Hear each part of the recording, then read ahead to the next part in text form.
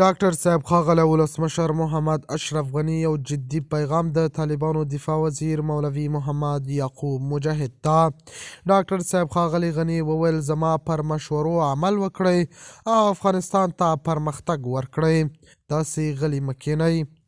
د باور ټي وي چینل درنو لیدونکو سلام، ستړي مه شئ، وخت مو په خیر. په سر کې یادونه کوم که باور ټي وي چینل مو نوي سبسکرایب کړی، په درنښت سره باور ټي وي چینل سبسکرایب کړئ. پخوانی ولسمشر اشرف غني د افغانستان دفاعي سیستم د تقویت کولو لپاره د دفاعي وزیر ته جدي هدایتونه ورکړي. په وروستیو خبرو کې غني وویل چې افغانستان د ملي امنیت وضعیت د پیاوړتیا لپاره جدي ګامونه اړین دي. هغه په ځانګړې توګه د دفاعي سیستم د پرمختګ او د همغږۍ اړتیا یادونه وکړه. غني د دفاع وزارت پر وړاندې جدي غوښتنې لري چې پکې د دفاعي توان د پراختیا پر اهمیت ټینګار شوی. هغه وویل موږ باید د خپلو امنیتي ځواکونو په تجهیزاتو، روزنې او ظرفیت کې پراختیا راولو.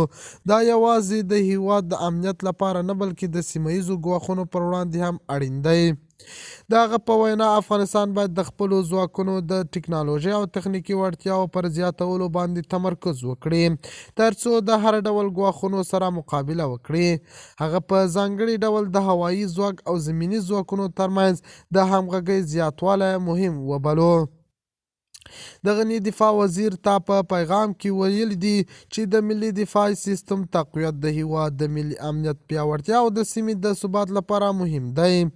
افغانستان باید د خپلې دفاعي ستراتیژۍ د بیا غور او پراختیا لپاره له ټولو لازمي اقداماتو څخه کار واخلي.